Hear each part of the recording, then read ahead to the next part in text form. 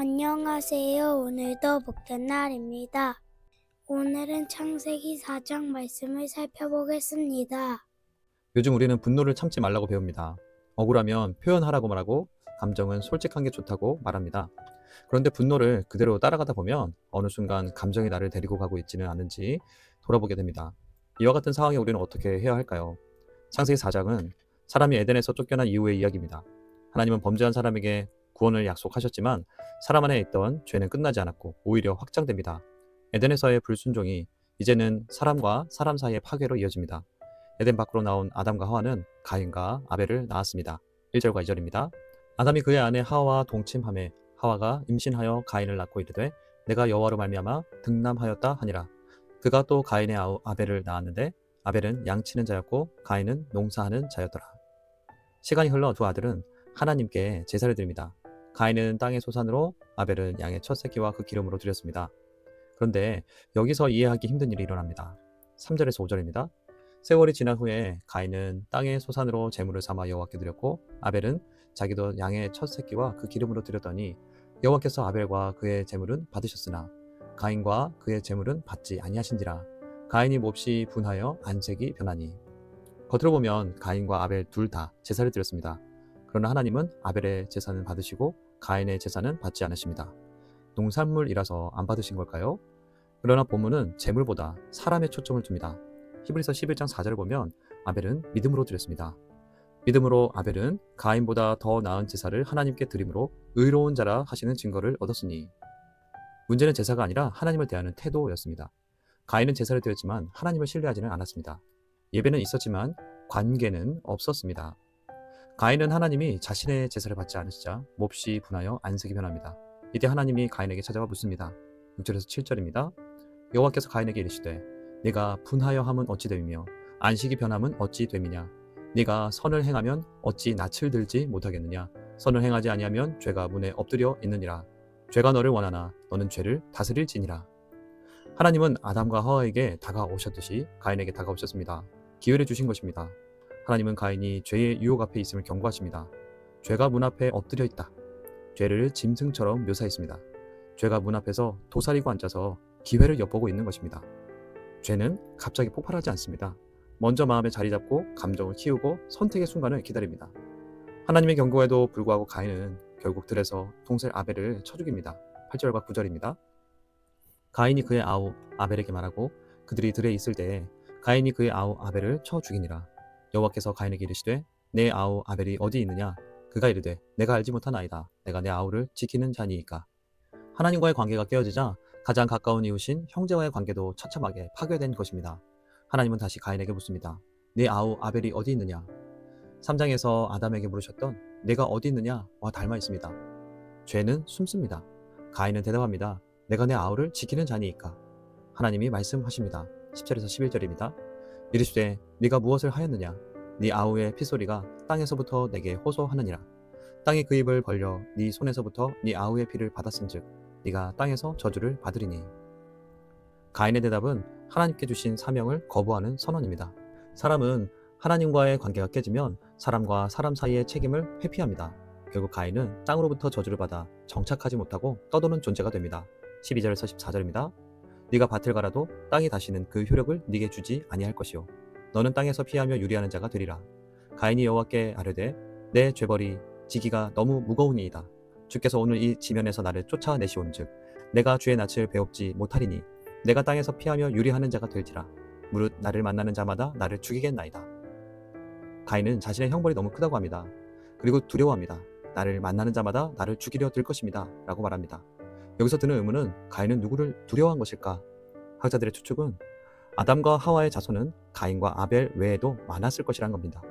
아담이 아벨 이후에 130세에 셋을 낳았던 것을 보면 약 100여 년의 시간 동안 자손들이 흩어져 또 다른 자손을 낳았습니다. 그들을 말하는 것입니다. 그리고 성경에는 중요한 사람의 이름만 기록했습니다. 하나님은 인류 최초의 살인자인 가인의 소리에 응답하셨습니다. 15절입니다. 여호와께서 그에게 이르시되 그렇지 아니하다. 가인을 죽이는 자는 벌을 7배나 받으리라 하시고 가인에게 표를 주사 그를 만나는 모든 사람에게 죽임을 면하게 하시니라. 하나님은 가인에게 자비를 베푸셨습니다. 가인에게 표를 주셔서 보호하십니다. 이 장면은 분명히 말합니다. 하나님은 죄를 가볍게 여기지 않으시지만 죄인을 쉽게 포기하지도 않으시는 은혜의 하나님이십니다. 이어지는 16절에서 26절까지의 말씀은 대조적인 두 족보를 보여줍니다. 가인의 후손들의 족보, 그리고 아벨을 대신한 셋의 족보입니다. 먼저 16절에서 24절은 가인의 후손들입니다. 그 중에서 16절과 17절 말씀을 먼저 보겠습니다. 가인이 여호와 앞을 떠나서 에덴 동쪽 노 땅에 거주하더니 아내와 동침하며 그가 임신하여 에녹을 낳은지라. 가인이 성을 쌓고 그의 아들의 이름으로 성을 이름하여 에녹이라 하니라. 가인의 후손들은 문명을 발전시킵니다. 성을 쌓고 도시를 세웁니다. 가축을 치고 악기를 다루고 기구를 만들고 예술을 발전시킵니다. 가인의 자손들은 성공한 것처럼 보입니다. 화려하고 힘이 있습니다. 그러나 동시에 폭력은 더 정당화됩니다. 가인의 5대손 라멕은 말합니다. 23절에서 24절입니다. 라멕이 아내들에게 이르되 아다와 실라여 내 목소리를 들으라. 라멕의 아내들이여 내 말을 들으라. 나의 상처로 말미암아 내가 사람을 죽였고 나의 상함으로 말미암아 소년을 죽였도다. 가인을 위하여는 벌이 7배일진데 라멕을 위하여는 벌이 77배이리로다 하였더라. 자신의 상처를 이유로 소년을 죽이고 가인을 위하여는 벌이 7배일진데 라멕을 위하여는 벌이 77배이리로다 하며 살인을 자랑합니다. 이는 단순히 한 개인의 이야기를 다룬 것이 아닙니다. 죄는 개인의 문제가 아니라 문화가 될 수 있음을 보여줍니다. 기술은 발전했지만 생명에 대한 경외는 사라졌습니다. 하나님 없는 문명은 결국 폭력과 교만으로 치닫습니다. 반면 하나님은 아벨을 대신해 셋을 주셨습니다.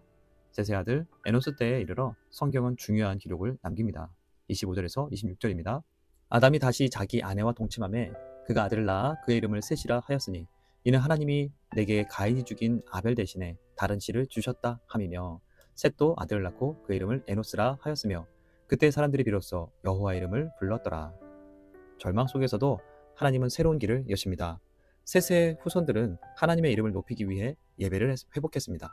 이것이 에덴 밖을 살아가는 두 가지 방식입니다. 사람의 죄는 커졌지만 하나님의 은혜는 끊어지지 않았습니다. 하나님이 약속하신 구원의 족보를 지켜가십니다. 하나님은 본문에 죄의 확산을 보시며 광야의 이스라엘 백성들에게 말씀하십니다. 광야에서의 분노와 원망을 방치하면 가인의 길로 갈 수 있다. 나와의 올바른 관계를 가져라. 나를 신뢰하라. 그래야 삶의 예배로 이어진다. 형제를 지키는 책임을 다하게 된다. 말씀하십니다. 하나님 오늘 우리에게도 말씀하십니다. 가인과 아벨의 제사는 믿음으로 드렸는가? 입니다. 그리고 이 말씀은 오늘 우리에게 하나님과 바른 관계에 있는가를 묻는 것입니다. 예배는 하나님을 믿고 하나님과 온전한 관계를 회복하는 시간입니다. 그러나 예배가 무너지면 하나님과의 관계도 무너집니다. 죄는 언제나 문 앞에서 도사리고 앉아서 기회를 엿보고 있습니다. 예배가 무너지면 죄는 문을 열고 들어와 자리하고 시간이 지나 폭발하게 됩니다. 오늘 우리의 문제도 종종 환경이 아니라 다스리지 않는 마음입니다. 분노, 비교, 시기, 억울함을 하나님 앞에 가져가지 않으면 그 감정은 우리를 끌고 갑니다. 그리고 예배가 무너져 하나님과의 관계가 틀어지면 세상 가운데 살아가면서 가인의 후손들과 같이 하나님 없는 삶을 살아갑니다. 우리는 하나님 없어도 안전하다, 괜찮다. 이렇게 자신의 성을 만들지만 늘 긴장과 불안 속에 뒤처지지 않으려 분주하게 살아갑니다. 세상은 성을 쌓으라고 유혹하지만 성도는 예배와 하나님과의 올바른 관계를 쌓는 자들입니다. 하나님은 말씀하십니다. 너는 지금 무엇을 의지하고 있느냐? 하나님 오늘도 하나님의 사람들을 통해 하나님의 족보를 이어가십니다. 아담의 후손 셋, 에노스, 그들이 여호와의 이름을 부른 것처럼 우리도 오늘 우리의 삶의 자리에서 여호와의 이름을 부르는 자들이 되기를 축복합니다. 죄를 향한 자리로 향하는 삶이 아닌 하나님 안에서 참된 은혜와 복을 누리시기를 바라고 축복합니다. 말씀을 기억하며 하나님 앞에 섭니다. 나는 무엇 때문에 하나님께 분노합니까? 묵상하며 하나님과의 바른 관계를 세우길 원합니다. 예배가 회복되기를 원합니다. 나도 모르게 세상을 향해 달려가던 모습에서 하나님의 이름을 부르며 달려가는 삶이 되게 하옵소서.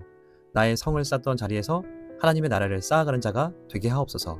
기도하며 나아가겠습니다.